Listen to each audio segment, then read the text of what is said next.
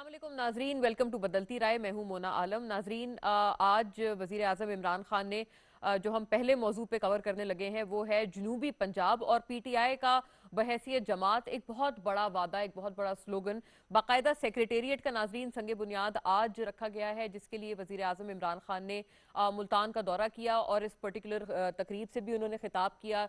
साथ साथ किसान कार्ड्स का भी इजरा किया ताकि किसानों को उनका जो जायज़ मुनाफा है और जो उनके जायज़ हुकूक हैं फाइनेंशियली स्पीकिंग वो उनको मिल पाएँ, आसानियाँ पैदा हो पाएँ किसानों के लिए। तो ये एक पूरा जो प्रोग्राम था वज़ीर आज़म इमरान खान इसमें इस हवाले से मुल्तान गए, उन्होंने मुल्तान का रुख किया। अब नाजरीन, इसमें हम लोग दो पर्सपेक्टिव्स को कवर करने लगे हैं, सियासी एतबार से भी गुफ्तगू करेंगे और इसमें दो जो बयानिए हैं उनकी तरफ जरा रोशनी डालेंगे कि ख्वाह पिछली हुकूमतें हों, नून लीग की, पीपल्स पार्टी की, इवन जनरल मुशर्रफ की हुकूमत और अभी मौजूदा हुकूमत, दोनों के जो बयानात और दोनों के हवाले से जो जनूबी पंजाब के हवाले से जो दोनों ने वादे और वहां जो ग्राउंड रियलिटीज हैं उन पर भी बात करने की कोशिश है। लेकिन पहले सवाल मुलायजा कर लें, फिर हम इस पर मजीद रोशनी डालते हैं।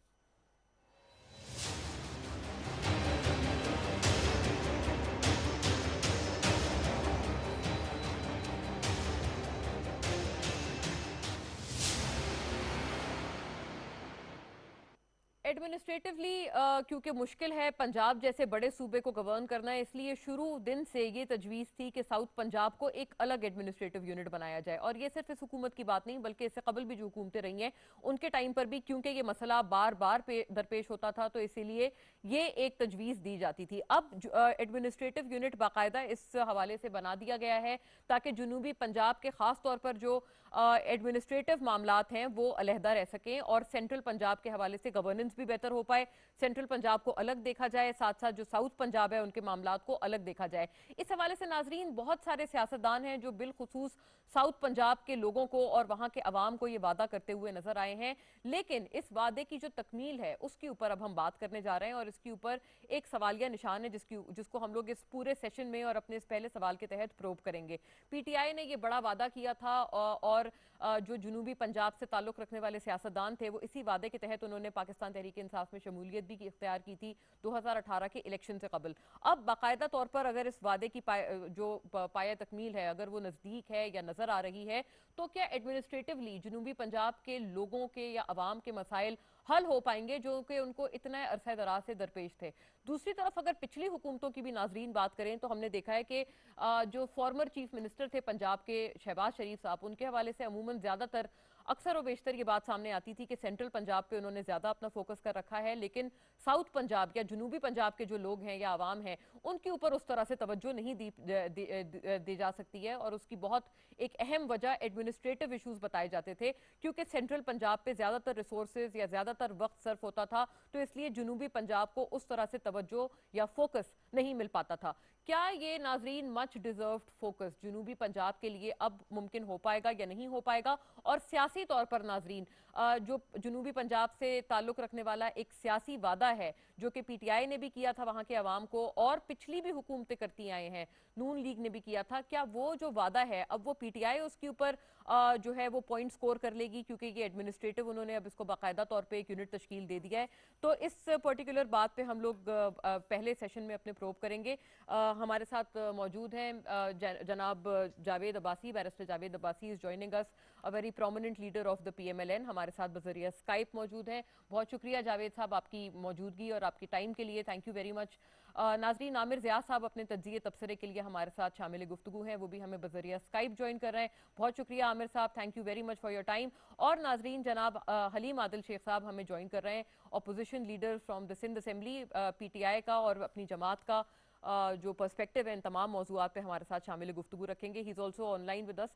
बहुत शुक्रिया हलीम साहब आपके कीमती वक्त के लिए। बाकायदा नाजरीन, अगर मैं हलीम आदिल शेख साहब से इस बात का आगाज़ कर लूँ, बताइएगा सर, ये जो जनूबी पंजाब के हवाले से वादा है, सिंध के भी ज़ाहिर है ये इलाका जो है पंजाब का ये करीब है सूबा सिंध के, और ये जो वादा है इटसेल्फ ये हमने देखा कि पिछली हुकूमतों के अदवार में भी किया गया, आप लोगों ने भी वादा किया जिसके तहत पूरे जो यहाँ से ताल्लुक रखने वाले सियासतदान थे उन्होंने बाकायदा शमूलियत भी इख्तियार की पीटीआई की। अब एडमिनिस्ट्रेटिवली क्या आपको लगता है कि इस इलाके की महरूमियां दूर हो पाएंगी, और सियासी तौर पर आप कितना समझते हैं कि आप इस चीज को अपने एडवांटेज में या अपने वेटेज में इस्तेमाल कर पाएंगे बहैसियत जमात? बहुत शुक्रिया। और मैं ये समझता हूँ कि हम वादों पे, सिर्फ वादों दावों पे यकीन नहीं रखते। हमारी ख्वाहिश होती है कि वो तमाम इक़दाम जिससे वहाँ पूरे मुल्क के अवाम के फायदे में हो, या अगर कोई इलाकाई हवाले से कोई इक़दाम है तो वो अगर अवाम के फायदे में है तो उसको अमल होना चाहिए। इससे पहले बड़ी बड़ी जमातें थी, बड़े बड़े दावे करते थे, वज़ीर आज़म साहब भी इस इलाके से रह के जा चुके हैं, लेकिन बस वो वादे कभी वफा नहीं। अब यह है कि यहाँ से एक बहुत बड़ी हमें हिमायत मिली, बहुत बड़ी तादाद पे हमें सपोर्ट मिली जनूबी पंजाब से, और मैं समझता हूँ कि जनूबी पंजाब एक महरूमियों का शिकार पंजाब था। मैंने देखा है कि लाहौर और रहीम यार खान में ऐसा ही फर्क हमने देखा कि लाहौर और रहीम यार खान में अमेरिका और अफ्रीका जैसा फर्क हमने देखा। आज अफसोस की बात है कि हमारे शहर कराची में अगर हम झोंपड़ियों में, झोंपड़पट्टियों में, इन इलाकों में जाकर पूछते हैं कि बेटा आप कहाँ से हो, आप कहाँ से, बताते हैं कि हम जनूबी पंजाब से हैं, हम देगी खान से हैं, हम रहीम यार खान से हैं, हम खानपुर से हैं।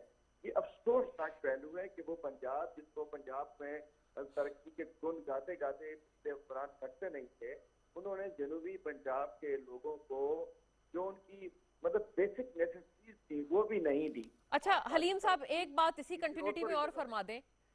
आपके ऊपर जैसे ऑपोजिशन का जो एक इस पे पर्सपेक्टिव या व्यू पॉइंट आ रहा है, वो आप देख रहे हैं, वो बार बार इस बात पे बजिद और ये बात कहते हुए नजर आ रहे हैं ऑपोजिशन के लोग के, क्योंकि जहांगीर तरीन साहब के खिलाफ एफआईए जो है वो कार्रवाई कर रहा है और चीनी स्कैंडल में उनके हवाले से सवालात हैं और इल्जामात, उस हवाले से एक प्रोब हो रहा है, तो इस वजह से उसको बैलेंस आउट करने के लिए ये तकरीब या ये पूरा इनेकाद आपकी तरफ से नजर आया है। इसको आप क्या रिएक्ट करेंगे?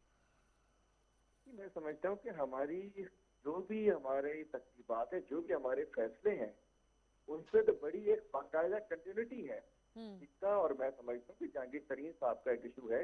इससे पहले आपने देखा था कि अली खान साहब पे भी इल्जाम आए थे, सत्तैन साहब पे भी आए थे, दीगर हमारे रहनुमाओं पे भी इल्जाम आए, उन्होंने सबने अपने इल्जाम को क्लियर किया अपने आप को।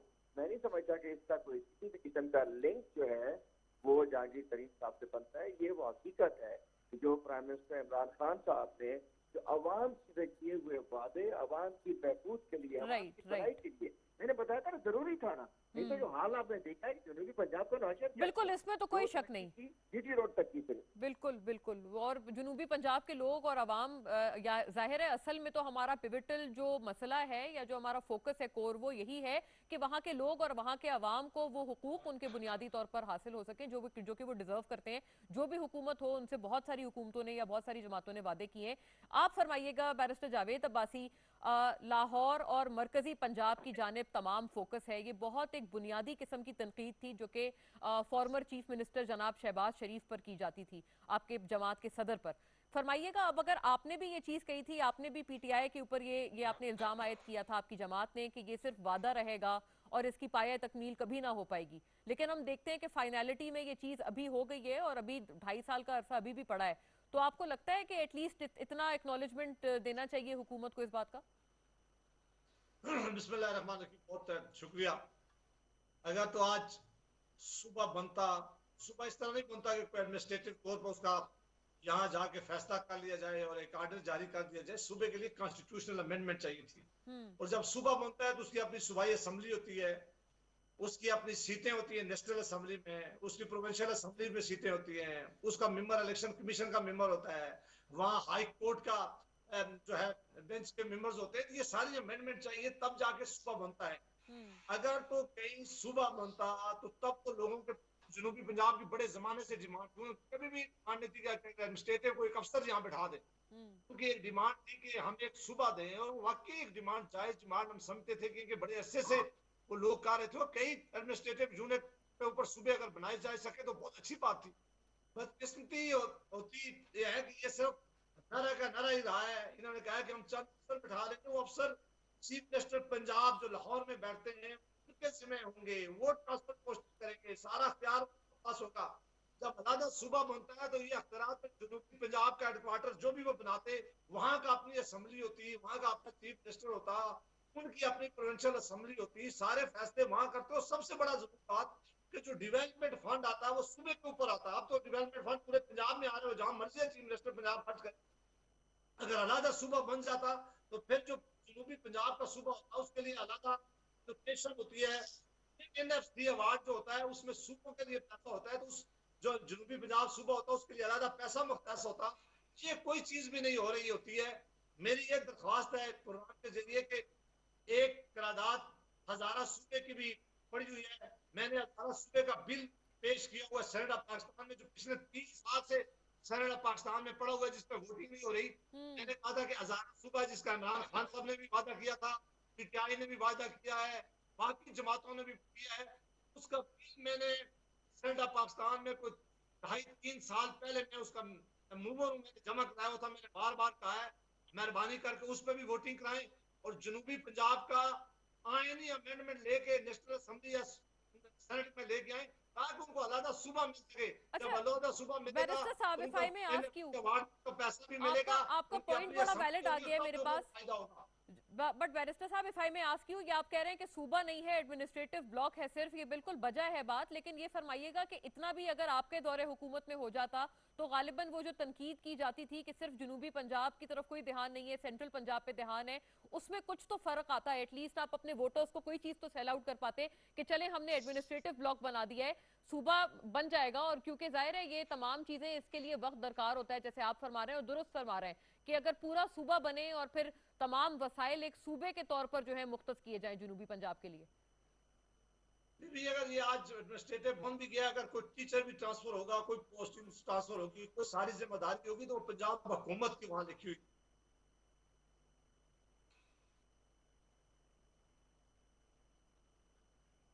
ठीक है, राइट, यानी कि पंजाब के लोग कहते हैं हम पासमानदा हैं, हमारे पास पैसे नहीं है, हमें लाहौर से जो पंजाब से पैसे नहीं आते, वो पैसे अपनी नहीं जाएंगे। अगर उनका अलहदा सूबा बनता, एनएफसी में उनका अलहदा ये बात पोर्शन होता, दुरुस्त है। एनएफसी अवार्ड उनके लिए अलहदा सूबा मिलता, उनको पैसे मिलते, वहां की डेवलपमेंट ज्यादा हो सकती थी, उनकी अपनी असेंबली होती, उनका अपना चीफ मिनिस्टर होता।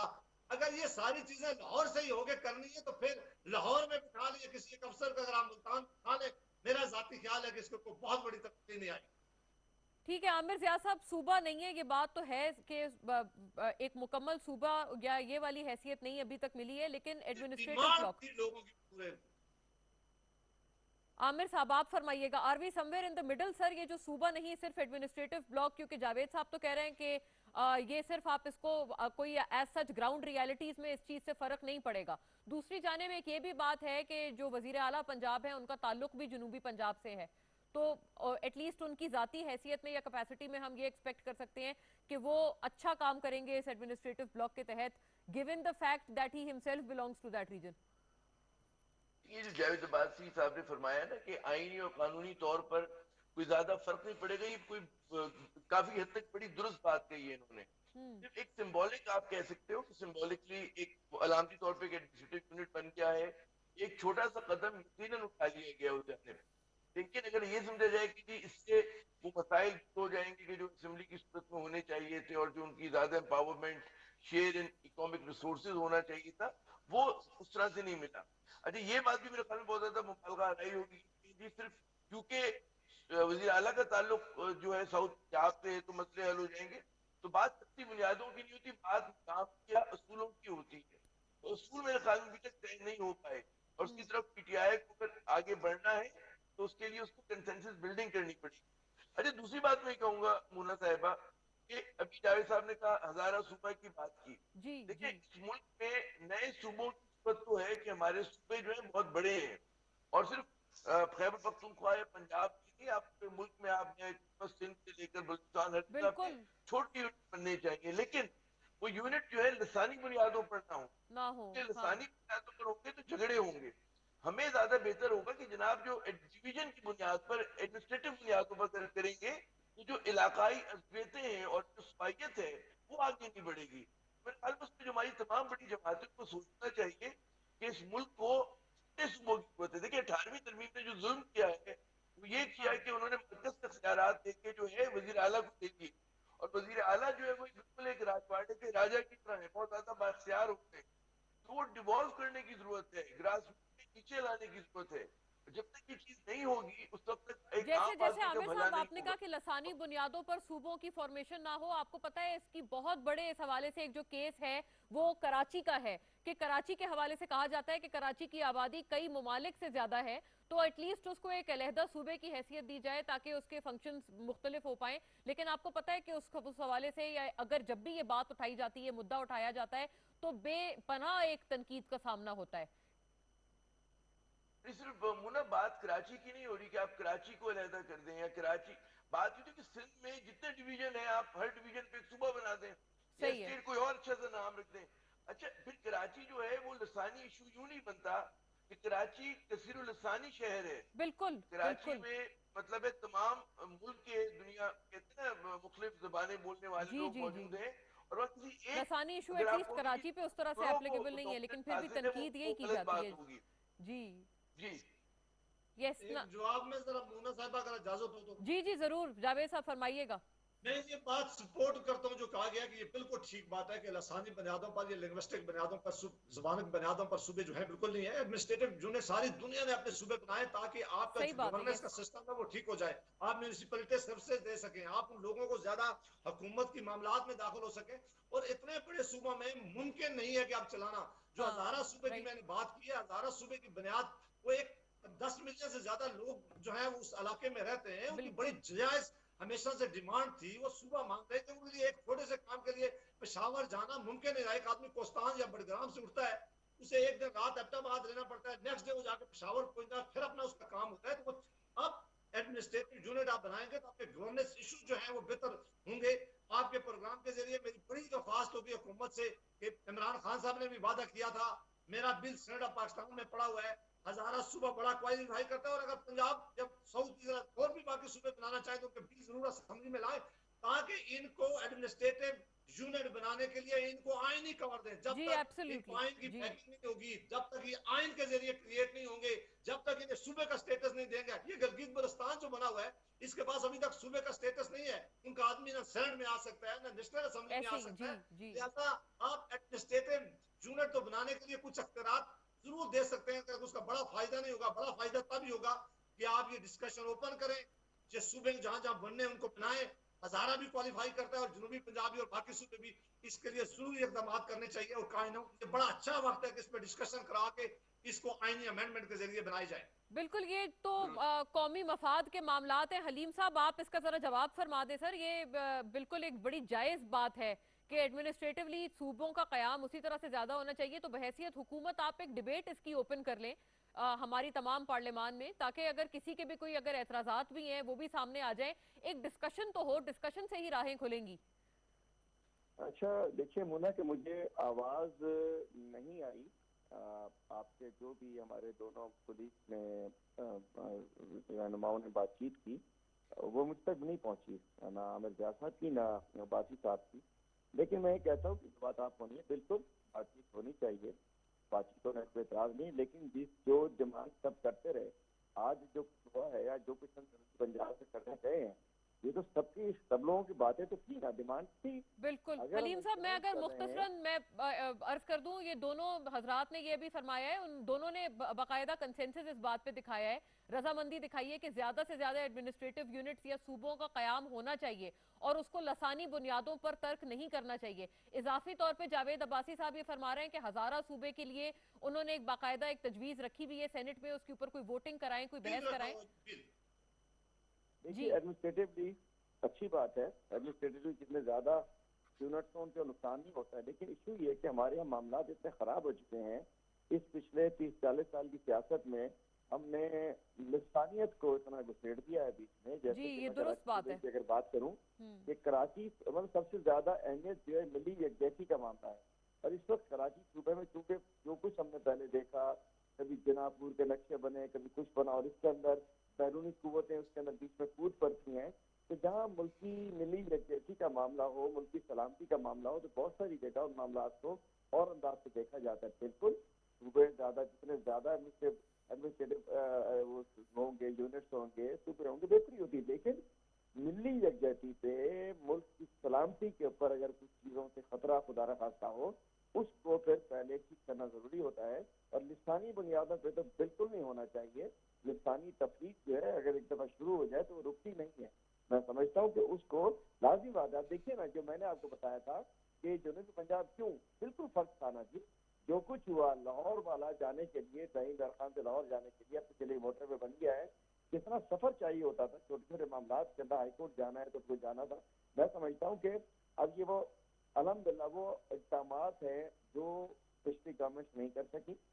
उनके वादे थे, उनके दावे थे, उनके लोगों से कमिटमेंट थी, लेकिन नहीं कर सही है, पाए। राइट। अल्हम्दुलिल्लाह हम उस तरफ बढ़ रहे हैं। और ये इमरान खान साहब, प्राइम मिनिस्टर साहब का वही अर्ज है हलीम साहब के इस पे मजीद आगे बढ़ा जाए और ये जो एक अवामी मफाद में एक जो मामला है इसको इररिस्पेक्टिव, अब जाहिर है आप लोगों ने जैसे वादा भी किया है, आपका कमिटमेंट है अवाम से, तो एटलीस्ट ये कि ये डिबेट एक नेशनल असेंबली में भी खुले। ये अच्छा, हमने इस पूरे सवाल के तहत इस मामले को नाजरीन हमने प्रोब किया और जेर गुफ्तगू रखा। अगले सवाल का क्विकली रुख करते हैं तमाम के साथ और ई वोटिंग के मामले पर नाजरीन आ जाते हैं, जिस हवाले से एक बहुत बड़ी तजवीज़ है जो हुकूमत वक्त की तरफ से बार बार उठाई जा रही है कि ई वोटिंग की जानिब जाया जाए, इलेक्शंस में शफाफियत, इलेक्शन रिफॉर्म्स। देखा जाए तो इन अनदर पर्सपेक्टिव अपोजिशन भी यही चाहते हैं, लेकिन मसला कहाँ आ रहा है, जरा पहले सवाल मुलायजा कर लें, फिर उस मसले पे बात करते हैं कि अगर दोनों की ख्वाहिश एक है तो प्रॉब्लम क्या है।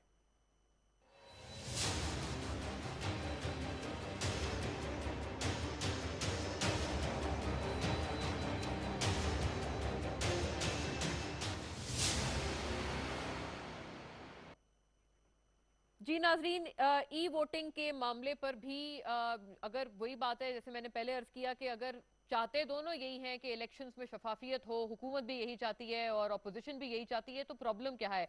प्रॉब्लम गालिबन स्ट्रेटजी में है, हिकमत अमली पर है, क्योंकि ई वोटिंग की जो तजवीज़ है नाजरीन, ये हुकूमत वक्त ने रखी है और ये कहा गया है कि कोई भी आप जैसे देख लें, यूएस, यूके, अमरीका, बरतानिया तो चले वो जदीद जमहूरियत हैं, लेकिन उसके अलावा इवन भारत अपने, अब हम अगर अकब में अपने पड़ोस में देखें तो वहां पर भी ये जो ई वोटिंग का या जो इलेक्ट्रॉनिक वोटिंग का कयाम है वो काफी अरसे दराज से है। और जो ये धांधली से मुंसलिक नाजरीन शिकायत का एक अंबार खड़ा हो जाता है, ख्वाह कोई भी इंतखाब हो, हर दफा पाकिस्तान में हमने ये रिवायती तौर पे ये चीज देखी है, अभी भी देखते आ रहे हैं। तो ये एटलीस्ट ये मामला कुछ हद तक रुक जाएगा, थम जाएगा। भारत में भी निस्बतन काफी कम इस हवाले से शिकायत हैं। एक तो एक ये स्कूल ऑफ थॉट है, लेकिन नाजरीन अपोजिशन इसमें ये कहते हैं कि ई वोटिंग, वो कहते हैं बिल्कुल शफाफ इंतखाबात तो जरूर हो, लेकिन अक्सर और बेशतर अपोजिशन का ये ख्याल है कि ई वोटिंग या इसमें जो इलेक्ट्रॉनिक या मशीनरी का इस्तेमाल है वो कम से कम हो, क्योंकि 2018 से मुंसलिक जो आरटीएस सिस्टम के हवाले से जो एतराजात आए थे उसको अपोजिशन बार बार कोट करते हैं कि अगर वो पर्टिकुलर एक जो एक्सपेरिमेंट था, अगर वो उस तरह से कामयाब ना हो पाया और आरटीएस सिस्टम बैठ गया, तो क्या आने वाले दिनों में या आने वाले इंतखाबात में एक और किसी जिद्दत का हम तजुर्बा कर सकते हैं अपने इंतखाबी अमल में या नहीं? जावेद साहब, पहले आप इस पे फरमा दें, क्या ख्याल है आपका? You are a barrister yourself, आप फरमाइएगा। ई वोटिंग ये जो तजवीज है इसको मुझे लगता है राइट अवे तो रूल आउट अगर ना करे हुकूमत, सॉरी अपोजिशन, अगर राइट अवे आप इसको रूल आउट ना करें तो इसमें कोई तजवीज आप बता दें, या अगर आपके पास कोई बेहतर तजावीज हैं तो वो बता दें। देखिए, इसमें तो कोई शक नहीं कि तमाम सियासी जमातें भी ये चाहती हैं और इस मुल्क के इंटरेस्ट में भी यही है कि इस मुल्क के अंदर फ्री एंड फेयर इलेक्शन हो, ऐसे इलेक्शन हो जिनकी क्रेडिबिलिटी हो और मजमूई तौर पर सियासी जमातें सारी जो है उन इलेक्शन पर एतमाद करे। ये पाकिस्तान के इंटरेस्ट में है और सारी दुनिया इन चीजों की तरफ जा रही है। बदकिस्मती से हम अपने इलेक्शन के बाद एक ऐसा माहौल पैदा हो जाता है कि हम वो सारा गुस्सा फिर आने वाले वक्तों में निकालते हैं, फिर अपोजिशन और हुकूमत के दरमियान इतना ज्यादा मिसट्रस्ट इस इलेक्शन की वजह से पैदा हो जाता है कि फिर जो वर्किंग रिलेशन है वो भी बड़ा मुतासर होता है। तो अगर कोई एक अच्छी बात हो जाए, मेरी तजवीज होगी कि ये मामला ना प्रेस कॉन्फ्रेंसों में डिटरमिन होता है ना ये जजों में डिटरमिन होता है। हुकूमत की एक कार है कि ये इलेक्शन लॉ 2017 है उसके अंदर इसको अगर अमेंडमेंट लाने के लिए कुछ कार होगा तो उसके लिए माहौल पैदा किया जाए, ये मामला जरूर डिस्कस किया जाए। बदकिस्मती हो गई है कि कुछ अरसे से अपोजिशन और हुकूमत के दरमियान इतना ज्यादा इख्तलाफ हो गया है कि हम बैठ नहीं सकते। उसकी मेन वजह यह है कि हमेशा हुकूमत से अपोजिशन सवाल पूछती है, यह अपोजिशन का काम है। अपोजिशन पूछती है कि महंगाई क्यों है, अपोजिशन पूछती है कि यहाँ करप्शन क्यों है, अपोजिशन ये सवाल पूछती है कि गुर्बत बढ़ रही है, अपोजिशन ये पूछती है कि गवर्नेंस के इशू है। हुकूमत आकर उनके सवालों का जवाब देती है। हुकूमत गाली नहीं देती, ये नहीं कहती आप चोर हैं, आप डाकू हैं, आप मांग रहे हैं, हम आपसे बात नहीं करेंगे, हम आपसे मिलना नहीं चाहते। ये देखिए जो कोरोना का इशू है, कितना सीरियस इशू से मुल्क पाकिस्तान गुजर रहा है। इससे मैं खुद इसकी मर्ज में से अभी निकल रहा जी हूँ बहुत। जी मैं आप प्रोग्राम के जरिए लोगों से कहूंगा कि मेहरबानी करके एसओपीज पे अमल करें। ये बड़ी डेडली डिजीज है, ये बड़ी लीथल डिजीज है। इस वक्त आप अपने आप को बचाएं। होना ये चाहिए था कि हुकूमत इसके मामले में सब जमातों को बिठाती, गवर्नमेंट के लोग बैठते, स्टेक होल्डर बैठते और एक कोई कंसेंसस बनाकर कोरोना के ऊपर हमारी एक पॉलिसी होती ताकि हम इस मुल्क को आगे लेके चलते। लेकिन हम अभी तक अपनी सियासी कश्मकश में लॉकडाउन होना चाहिए या नहीं होना चाहिए, सख्त होना चाहिए, नरम होना चाहिए, बैरिस्टर जावेद किस अब्बासी, इलाके एक तो में होना चाहिए। बिल्कुल आप इस दुरुस्त फरमा मामले रहे से हैं। निकलने के लिए बेहतरीन फोरम है पार्लियामेंट। आप पार्लियामेंट के अंदर चीजें लाएं, वहां डिस्कस करें, खुले दिल से सियासी जमातें भी डिस्कस करें। हमें जावेद भी अब्बासी साहब, एक चाहिए तो कि हम जो नेशनल इशू में अपनी जाती सियासत ना करें, एक तो स्टेट से जो रिलेटेड इशू है हम भी तावान करें ताकि मुल्क की चीजें आगे बढ़ सकें। जावेद साहब, एक तो अल्लाह आपको मुकम्मल सेहत याब करे, बिल्कुल आपने दुरुस्त फरमाया, एक कोरोना कोविड के हवाले से जॉइंट स्ट्रेटजी। लेकिन ये जो ई वोटिंग का मामला है ना, इस पे अगर मुख्तसरन, if I may know from you, आप इसको सपोर्ट करते हैं कि ये मशीनरी या मशीन का इन्वॉल्वमेंट, जिद्दत का इन्वॉल्वमेंट, टेक्नोलॉजी, ये हमारे इंतखाबी अमल का हिस्सा होना चाहिए?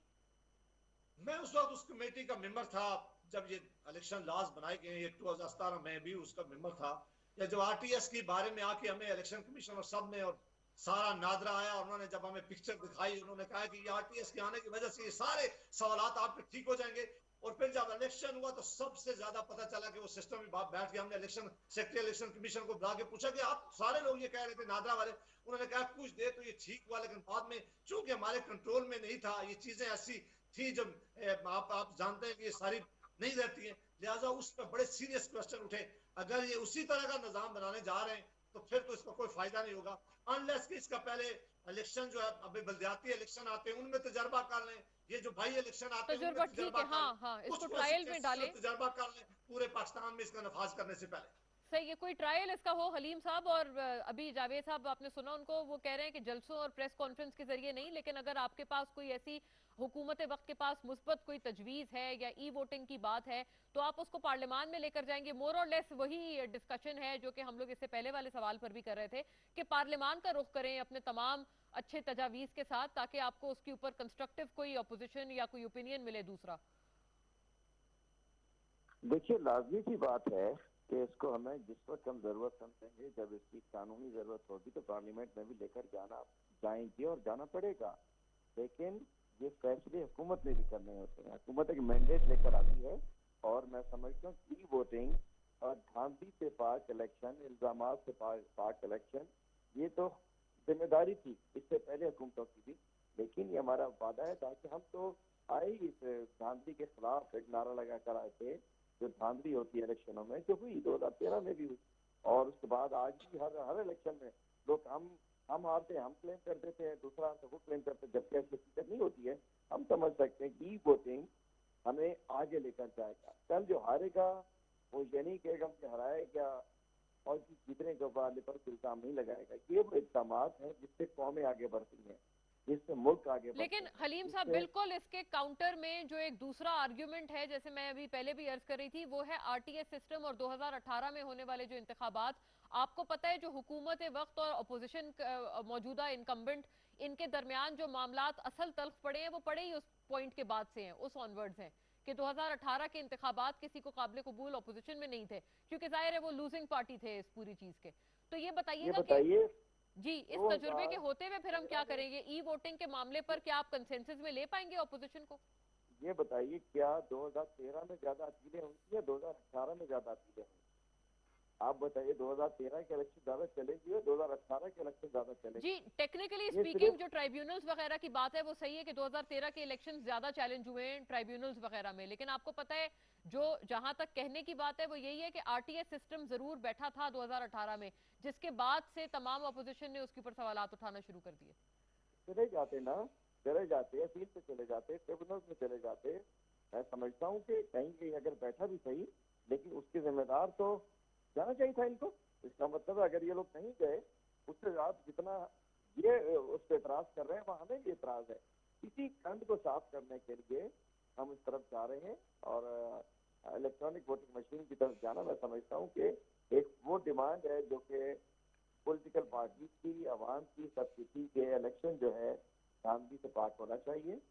इलेक्शन किसी भी किस्म की मैनिपुलेशन से पाक होना चाहिए। बिल्कुल बिल्कुल। ट्रांसपेरेंट इलेक्शन जो है वो मुल्क की डायरेक्शन को बेहतर करते हैं।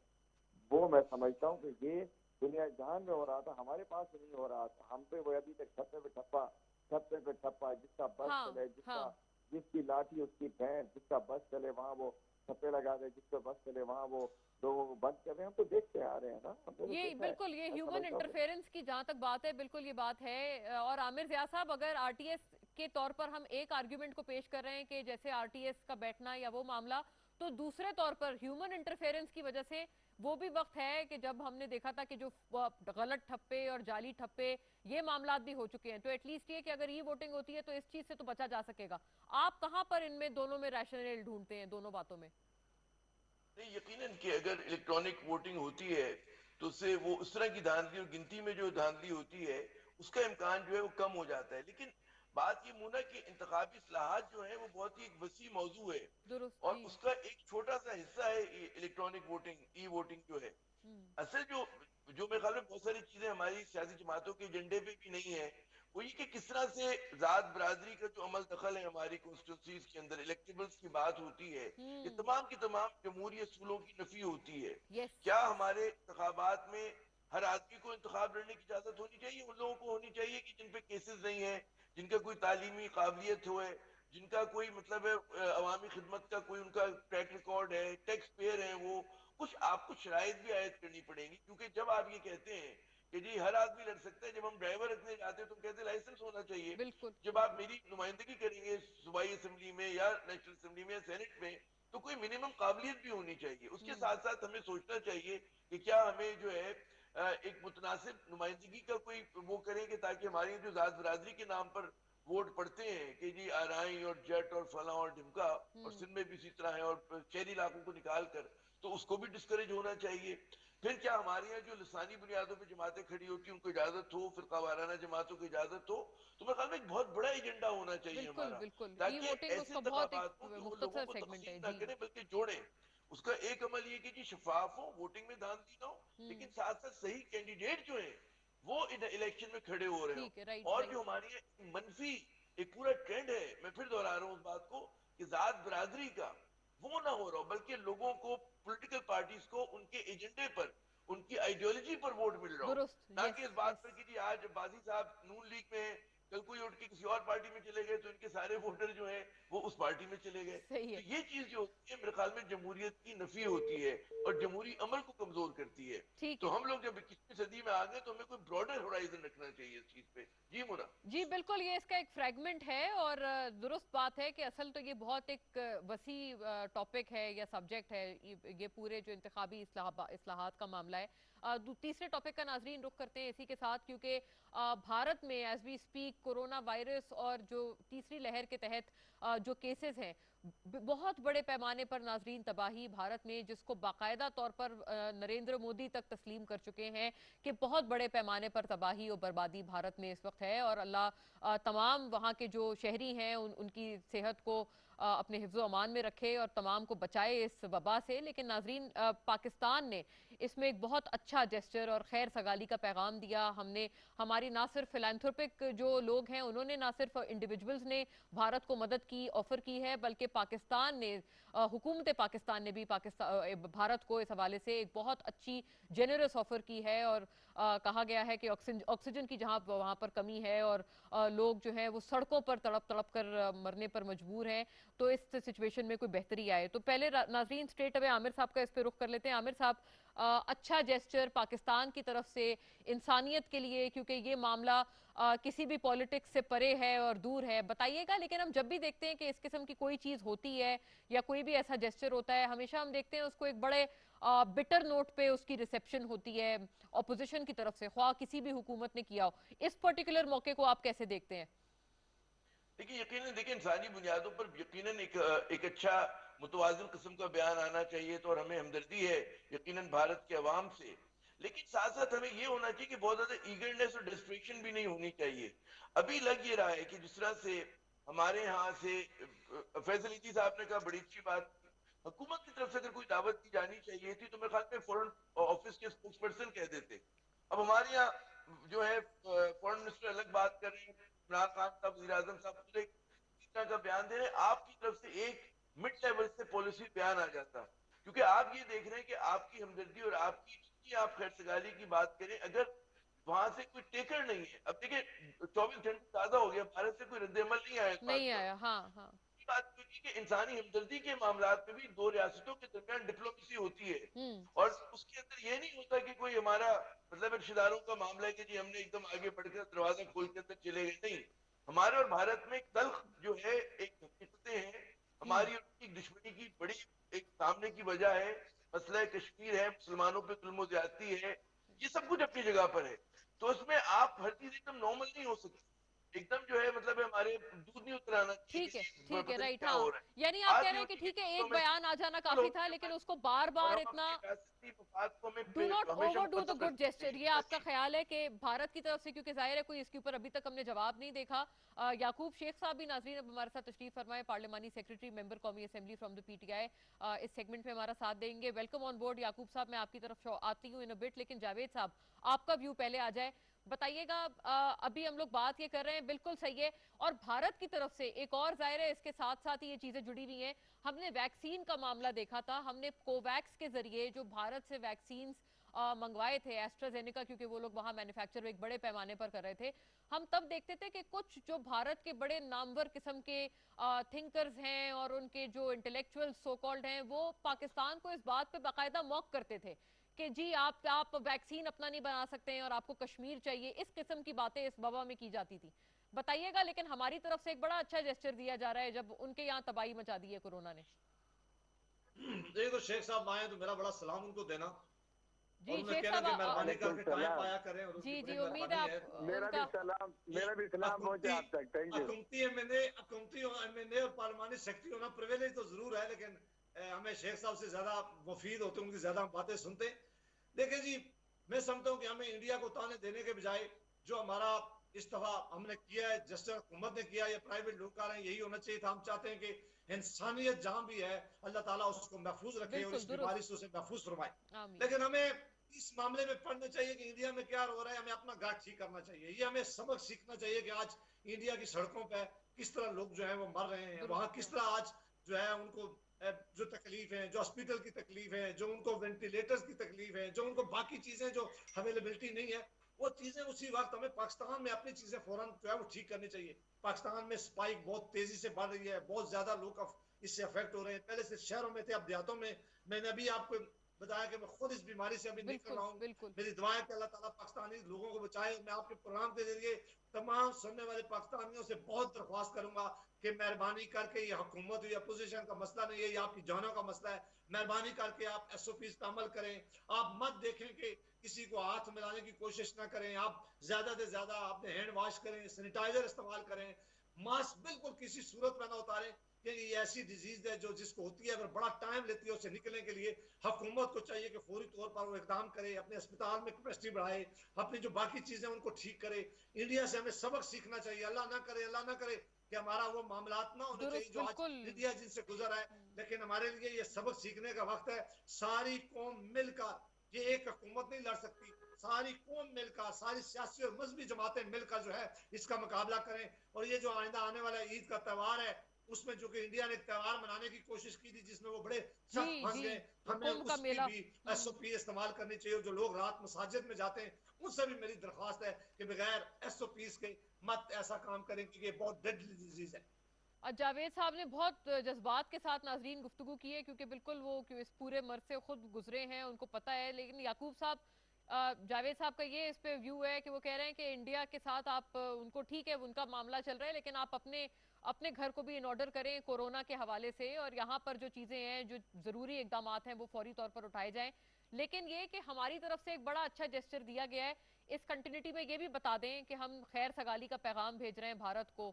अभी आमिर ज़िया साहब भी तशरीफ फरमाए, उन्होंने ये कहा कि हमें एग्जैक्टली भारत को बार बार उनको नहीं करना चाहिए कि खैर सगाली का पैगाम, we should not overdo it, क्योंकि भारत ने तो कोई जवाब नहीं दिया हमारी पेशकश का, जो हमने उनको कहा है कि हम आपको ऑक्सीजन और वेंट्स वगैरह हम आपको भेजते हैं। मोना देखिए, पाकिस्तान की तरफ से पहली दफा नहीं है, पाकिस्तान ने हमेशा जो जेस्चर्स दिए हैं वो पॉजिटिव जेस्चर्स दिए हैं। एक मौके पे नहीं बल्कि ये हमारी तारीख भरी पड़ी है। और हम एक अच्छे हमसाये की तरह रहना भी हम चाहते हैं, हम अच्छे हमसाये की कदर भी करना चाहते हैं, और हम ये चाहते हैं कि जो तस्वीर तलब मसाइल है उनका हल हो, और उसके बाद हम उस स्टेज के ऊपर आए कि ये दोनों मुल्क आपस में तिजारत भी करें और एक दूसरे के लिए खुल भी जाएं।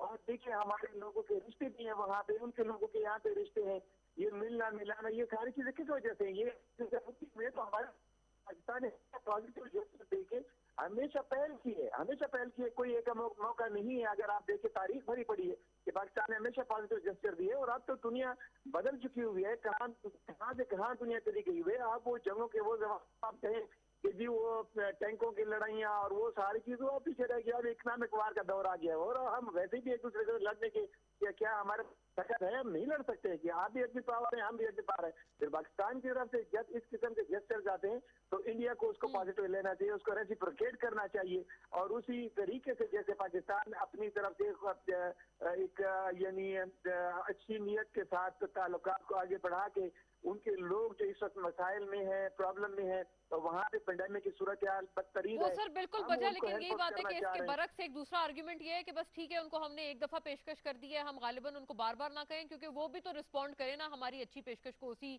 कॉइन में। आमिर साहब, last views from everybody, starting from Aamir साहब, फिर जावेद साहब और याकूब साहब की तरफ जाएंगे। जी यकीन देखिए, जो जावेद साहब का मैसेज है ये बड़ा अहम है कि हमें खुद बहुत ज्यादा एहतियात करने की जरूरत है और बड़ी वॉर फुटिंग पे करने की जरूरत है, लोगों में आगाही फैलाने की जरूरत है। यहाँ तक बात है कि जी भारत के साथ ताल्लुकात वाली बात है, उसके अंदर मेरे ख्याल में म्याना रवि की जरूरत है, क्योंकि हमें डिप्लोमेसी जो होती है वो सिर्फ नई ख्वाहिशात पे नहीं होती है। हमारे यहाँ हमेशा कहते हैं हमारे बड़े बड़े सफीर और वज़रा के जी it's take two to tango, तो अगर वही लोग तैयार नहीं है और वो ये समझते हैं कि जी कश्मीर को हत्या कर और पाकिस्तान पे अपनी मर्जी का एक सोल्यूशन ठूंस देंगे और उसके जवाब में हम लोग सिर्फ कमजोरी दिखाते रहेंगे और उनसे कहते रहेंगे कि जी हम मुज़ाकरात करेंगे और वो उसकी जगह जो है ब्रिंकमैनशिप करेंगे, अमली इक़दाम करेंगे, बदमाशी करेंगे, जुल्म करेंगे, तो ये मेरे ख्याल में ये सब चीजें होती हैं, गुजर जाती हैं, ये जो है आपका वबा और ये चीजें, लेकिन असल जो लॉन्ग टर्म रियासत के मकासद है वो 20 साल बाद 50 साल बाद। राइट आमिर साहब, मैं जरा सबके व्यूज इस पे ले लूं। जावेद साहब योर लास्ट सेंटेंस और बिल्कुल एक जुमला प्लीज, फिर मैं याकूब साहब की तरफ भी उनसे मैं समझता हूं कि हमारी मजहबी और अखलाकी जिम्मेदारी यही है जो हमें करना चाहिए कि गुड जेस्चर के तौर पर हमें ये नहीं देखना चाहिए कि आगे कौन है, हमें इंसानियत की बात करना चाहिए और इंसानियत जहां भी तकलीफ में हो उसके लिए दुआ भी करनी चाहिए और अगर मदद हो सकी तो वो भी करनी चाहिए। जी याकूब साहब आखिरी जुमला। मैं एग्री करता हूं अपने भाई की इस बात के साथ, और मेरे भी यही व्यूज है कि देखिए बीमारी की और इस सूरत हाल में पेंडेमिक की एक वबा है, और जो लोग मसाइल में हैं, जो मुश्किलात में हैं, किसी भी मजहब से किसी भी फिरके से ताल्लुक रखते हैं, लेकिन हम बीइंग ह्यूमन बीइंग हमारे सबकी ड्यूटी बनती है कि हम एक दूसरे से हाथ बटाएं, उनके इस मुश्किल से निकालें। और हमारी तरफ से जिस पाकिस्तान की तरफ से मैं समझता हूँ बहुत खैर सगाली का एक बड़ा इकदाम है और इंडिया को इसका पॉजिटिव रिस्पांस करना चाहिए। जी नाज़रीन, इस अच्छे नोट पे वाइंड अप करते हैं। Thank you to all the gentleman. Barrister Javed Abbasi हमारे साथ थे, जनाब आमिर ज़िया साहब और हमारा साथ दिया था याकूब शेख और हलीम आदिल शेख साहब ने। थैंक यू फॉर वॉचिंग नाज़रीन, इंशाल्लाह कल मिलते हैं। अल्लाह हाफिज़।